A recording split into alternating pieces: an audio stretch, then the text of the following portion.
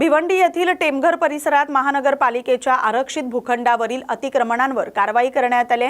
सहाय्यक आयुक्त विनोद मनोरे यांच्या नेतृत्वाखाली जेसीबीच्या सहाय्याने सुमारे 100 चाळी जमीनदोस्त करण्यात आल्या। ही जागा विकास आराखड्यानुसार शाळा आणि मैदानासाठी आरक्षित असून अनेक वर्षांपासून इथं अतिक्रमण करण्यात आलं होतं। नोटीस दिल्यानंतर मंगळवारी ही कारवाई करण्यात आली।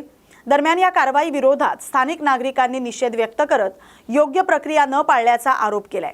अनेक कुटुंब बेघर झाल्याची भावना व्यक्त करण्यात आली। सर आमच्या सातबारा नावावरती आहे। आम्ही ते बोललो का आम्हाला मोजणी करू द्याल, मला कसं वाटतं मोजणी करून तोडा, आमची चुकी असेल तर वगैरे। बरोबर, आज कमीत कमी बोललात तर 10-12 वर्ष झाली तुम्ही झोपले होते का? आज महानगरपालिका पण झोपली होती का? मला सरळ सांगा म्हणून। खाली आहे, मी सांगत नाही, गुरुचरण खाली जमीन आहे, ही सातबारा नवीन आमच्या आणि आमच्याकडे टीएलआर पण त्याचा कॉपी आहे, असं पण नाही खोटं बोलत, टीएलआर पण कॉपी आहे। मागणी काय आता काय ठेवलंच का त्यांनी? पण नियमात बोलतो केवळ निवल काय नाही माहितीये का, पॉवरचा फायदा घेतलेला, दुसरं काय नाही। आमच्या स्वतःचे मालकीचे आहे, माझे 4 भाऊ आणि आम्ही 2 बहिणी आहोत आणि आमची स्वतःची जागा आहे मालकीची।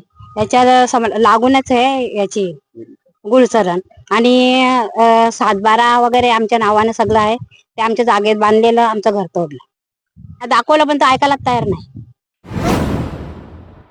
खडवली येथील नदी परिसरात सापडलेल्या हत्या प्रकरणाचा टिटवाळा पोलीस ठाणे पोलिसांनी यशस्वी उलगडा केलाय। श्वान पथक आणि सुमारे 300 सीसीटीव्ही फुटेजच्या मदतीने पोलिसांनी आरोपीपर्यंत पोहोचण्यात यश मिळवले। तपासात आरोपी योगेश कदम याने मित्र राजेश प्रभुळकर याची अवघ्या 700 रुपयांच्या वादातून दगडाने ठेचून हत्या केल्याचं निष्पन्न झालंय। पोलिसांनी आरोपीला अटक केली असून पुढील तपास सुरू आहे। या जलद कारवाईमुळे पोलिसांच्या तपास कौशल्याचं कौतुक केलं जातंय। मुंबईत एका कुटुंबातील 4 जणांच्या मृत्यूने खळबळ उडाली असताना सोशल मीडियावरील अफवांवर डॉक्टरांनी स्पष्टीकरण दिले। मुंबईमधील पायधोनी परिसरात घडलेल्या घटनेनंतर कलिंगड खाल्ल्यामुळे मृत्यू झाल्याच्या अफवा पसरल्या होत्या। मात्र जे रुग्णालय येथील डॉक्टरांनी या दाव्यांना ठामपणे नकार दिलाय।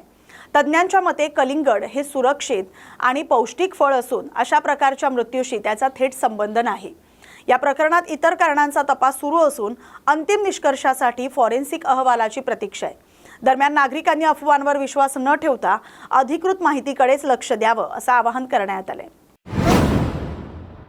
या बातमीसोबतच मुंबई बुलेटिनमध्ये आता इथेच थांबतोय। अशाच महत्त्वाच्या बातम्यांसाठी पाहत राहा न्यूज मराठी 24/7। नवा भारत, नवा विचार।